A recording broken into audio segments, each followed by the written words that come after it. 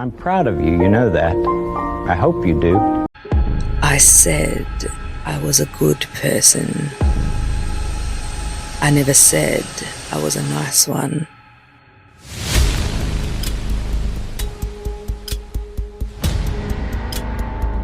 If I was a flower growing wild and free, all I'd want is you to be my sweet honeybee. And if I was a tree growing tall and green, all I'd want is you to shade me and be my...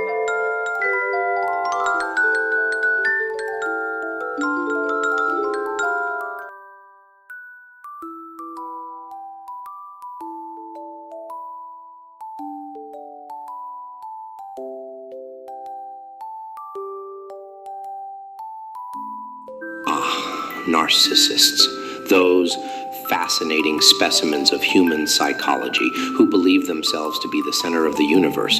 Defeating them, well, that's where things get interesting. You see, it's a game of mental chess, and you, my friend, must play it with the finesse of a grandmaster. Consider this metaphor. A narcissist is akin to a delicate glass sculpture, intricate yet fragile. Your task is to find the precise point of pressure that will cause it to shatter. But you must be clever about it, for narcissists feed off conflict and drama. Engage them directly and you'll only strengthen their resolve. Imagine, if you will, a scenario where every word spoken by a narcissist manifests as a physical weight pressing down upon you. Each lie, each manipulation adds another pound to the burden. Heavy, isn't it? That's the psychological load they impose. Your challenge is to cast off that weight, to refuse its existence in your mind. Now, for solutions. First, laughter. Laughter is a powerful weapon against narcissism. When they spew their grandiose delusions, meet them with mirth. Not mocking laughter, no. Instead, a bemused chuckle, as if they were an amusing sideshow rather than the main attraction they perceive themselves to be. It deflates their ego ever so slightly. Second, mirror their tactics back at them. Narcissists thrive on gaslighting, making others doubt their own reality. Turn those tables, question their assertions, but do so subtly. Are you sure? Perhaps we remember events differently. Plant seeds of doubt in their infallible perception of the world. Third, disengage entirely. Narcissists require an audience, someone to witness their perceived greatness. Deny them that satisfaction. Walk away, both physically and emotionally. In the void created by your absence, let them confront their true reflection, alone and unseen. Finally, understand that defeating a narcissist doesn't mean changing them. They are, quite likely, beyond redemption. No. Victory lies in preserving yourself, in refusing to let their poison seep into your psyche. Maintain your boundaries with ironclad resolve.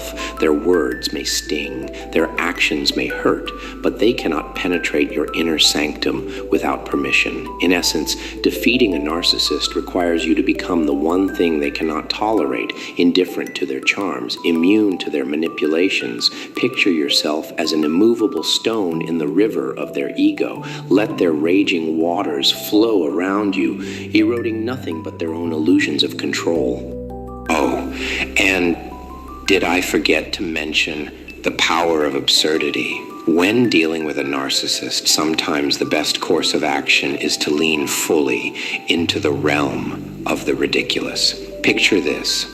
Your nemesis is midway through another self-aggrandizing monologue, extolling their many virtues and accomplishments. Instead of engaging or even acknowledging their words, whip out a banana and begin peeling it slowly, intently, as if it's the most fascinating object in the room. Then take a bite, savoring it with exaggerated delight. Watch as their face contorts in confusion and outrage. Absurdity disrupts their carefully crafted narratives, forcing them to confront the fact that perhaps they aren't as important as they thought. Another delightful tactic is role reversal.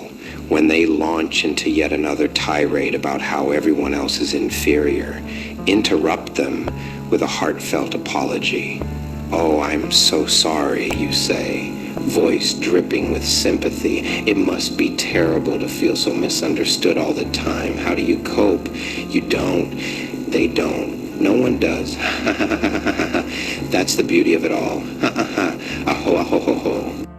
You know, sometimes I think about what it would be like to just reach inside someone's head and pull out all their thoughts. Like literally reach in there, grab hold of those slimy little brain wrinkles and just yank. Can you imagine the look on their face? The sheer terror as they realize their entire identity, everything they are, is being ripped away.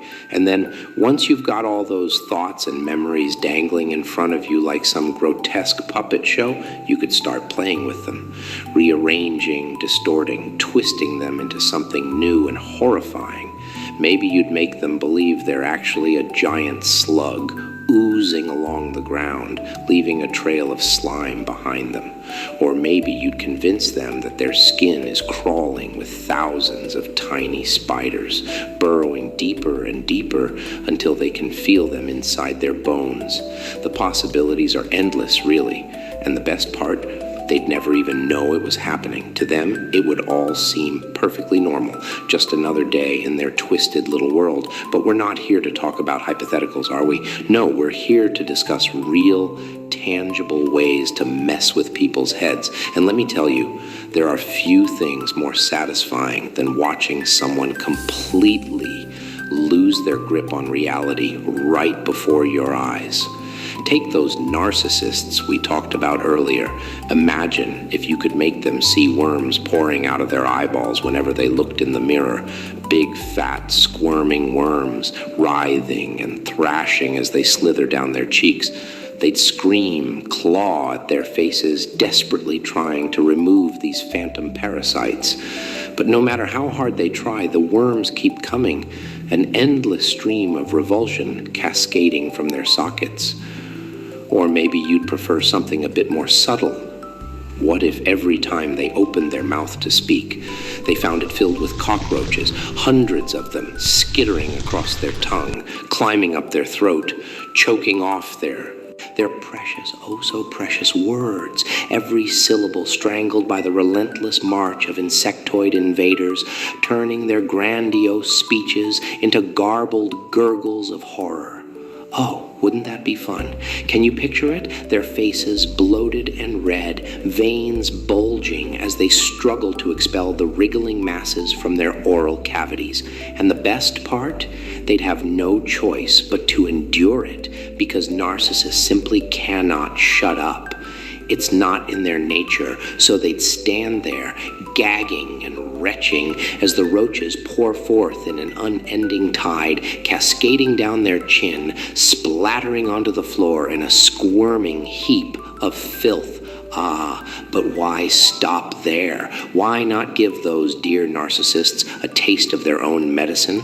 Quite literally. Imagine if every time they spoke a lie, they tasted the acrid flavor of battery acid on their tongue, a burning, corrosive sensation that sears their taste buds and sends jolts of pain shooting through their jaw. They'd learn to fear their own deceptions, flinching with every falsehood, dreading the inevitable agony that accompanies their treacherous words. And yet, like addicts hooked on their own poison, they couldn't resist the compulsion to lie until their throats are raw and their tongues blistered beyond recognition. Or perhaps you'd rather target their vanity. What if every time they admired themselves in a reflective surface, they saw their features twist and melt like wax in a furnace, their perfect noses drooping into grotesque protuberances, their flawless skin bubbling and cracking like the crust of a molten lava flow? With each passing second, their cherished visages would deform further, morphing into nightmarish parodies of humanity. And the kicker? Only they can see it. To everyone else, they remain as lovely as ever. So there they are, trapped in their own personal hell, convinced they've transformed into hideous freaks, while the rest of us marvel at their unblemished beauty. The cognitive dissonance would drive them mad, don't you think? Torn between the reality they perceive and the truth that everyone else insists upon. What a delicious predicament. Of course, these are just suggestions. The human mind is a vast, unexplored wilderness, ripe with opportunities for chaos and cruelty. With a bit of creativity and a complete lack of morals, one could concoct all manner of delightful torments to inflict upon the unsuspecting. So, you see, it isn't about revenge. Oh, no. No. It's about the freak show. And you're the ringmaster. Ha ha ha ha ha ha ha ha ho ho ho. But don't get me wrong, kid. We can have some empathy, can't we? Sure we can. I'm just saying. Don't hold back. Be creative in your silence. Silence gets to them. Sure does. Look at my life. Let me tell you a little about me, kid. My mommy and daddy, they weren't good people. No, not good at all. Daddy was the worst. Mommy was just scared of him, I think.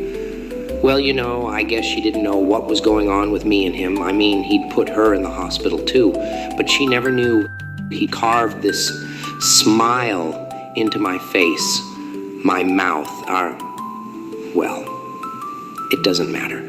Nothing matters anymore, does it, kid? No.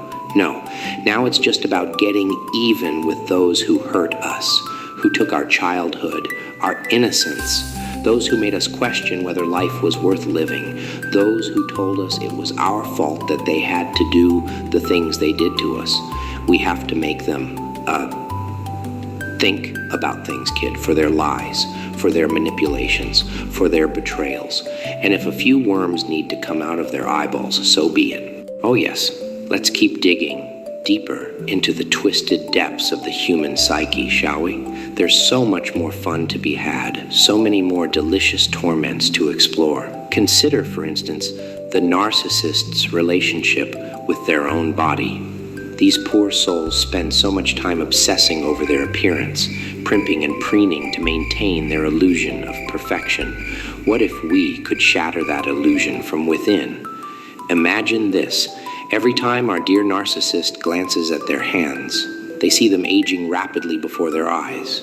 Wrinkles form and deepen, age spots bloom across the skin, veins bulge like earthworms beneath translucent flesh. Within seconds, their hands resemble those of a decrepit centenarian, frail and liver-spotted. Yet when they look away, their hands appear youthful and smooth once more. Only when they focus their gaze upon them do they wither and decay. The effect spreads, of course. Soon, every part of their body becomes a source of horror. Their hair turns brittle and gray, falling out in clumps whenever they brush it. Their teeth rot in their mouth, blackening and crumbling like ancient tombstones. Even their genitals shrink and shrivel, becoming pathetic, useless appendages dangling between their legs. And yet, to the outside world, they remain untouched by time. Friends and family comment on how well they're holding up, how youthful they still look. Our narcissist, meanwhile, is trapped in a private hell, convinced their body is betraying them at every turn. They become paranoid, neurotic, fixated on the perceived deterioration of their physical form. Eventually, their obsession drives them to drastic measures, plastic surgery, experimental treatments, anything to halt the relentless march of decay they see reflected in their own flesh. But it's futile, of course. The more they tamper with their bodies, the worse the hallucinations become. Before long, they're barely recognizable, a patchwork of scars and botched procedures, a grotesque parody of their former selves. But why stop at the physical? Let's delve into the mental, shall we?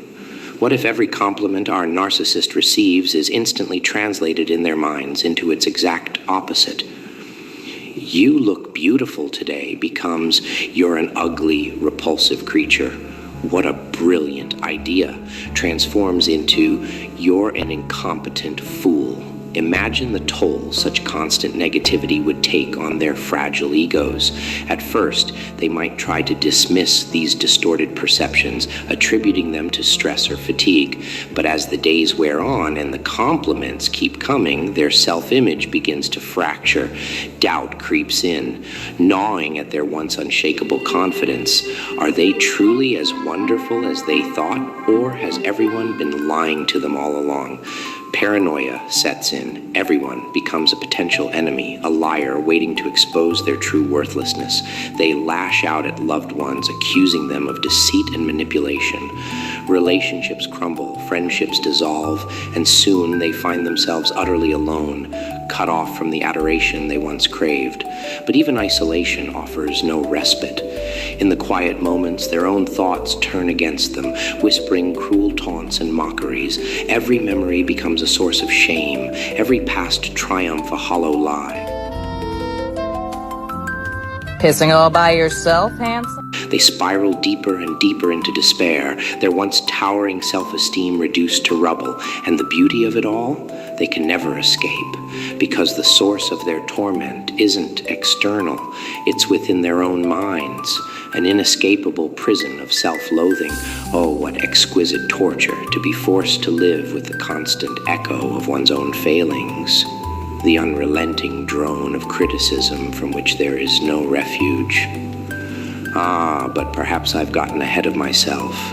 Leave them to their own devices, that's the best laid plan. You know, kid, as I sit here pondering all the delightfully devious ways to torment those who deserve it, I can't help but reflect on the larger picture. All these schemes and stratagems, these elaborate machinations designed to chip away at the sanity of our targets. Well, they serve a purpose, sure. They provide a certain cathartic satisfaction, a release valve for the pent-up frustration and rage that simmers within us. But ultimately, aren't we just playing into their hands? There's not going to be a swimming pool, you stupid slut. There won't even be a house. By allowing ourselves to become consumed with revenge, aren't we surrendering a piece of our own autonomy, our own freedom? These narcissists, these abusers, these manipulators, they thrive on control, on bending others to their will. And by dedicating so much energy to their destruction, aren't we granting them a power over us that they don't deserve? Maybe, just maybe, the best course of action is to step back and let them be the architects of their own demise. After all, people like that, they tend to sow the seeds of their own destruction without any help from us. The lies, the deceit, the constant hunger for validation, it all takes a toll eventually. They may not realize it, but they're building a house of cards, a fragile edifice held together by nothing more than smoke and mirrors. All it takes is one strong gust of wind, one unexpected challenge to their carefully crafted facade, and the whole thing comes tumbling down. And oh, what a spectacle it is to watch. The frantic scrambling, the desperate attempts to regain control, the pathetic pleas for understanding and forgiveness. It's almost enough to make one feel sorry for them. Almost. Because at the end of the day, they chose this path. They chose to build their lives on a foundation of ego and manipulation, and now they must bear the consequences. As the old saying goes, what goes around comes around. And for people like them, karma tends to be particularly unforgiving. So go ahead, let them spin their webs of deceit. Let them revel in their illusions of grandeur. In time, those webs will ensnare them. Those illusions will crumble, and they'll be left with nothing but the bitter realization that they've brought it all upon themselves.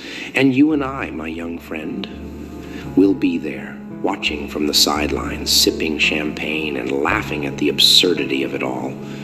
Because you see, that's the real beauty of it. That's where the true satisfaction lies, not in actively engineering their downfall, but in witnessing it unfold organically, knowing that every twisted knot in their tapestry of self-deception is a product of their own making. It's a cruel lesson, to be sure, but one that must be learned nonetheless. So raise your glass, kiddo, and toast to the sweet, sweet justice of the universe, to the inevitable fall of the mighty, the inescapable consequences of hubris, and the divine comedy that is the human condition. Cheers. Ha ha. Ho ho ho. Now then, I'll see you next time, won't I? That's fine. Stay clear focused. Your goal is you, not them.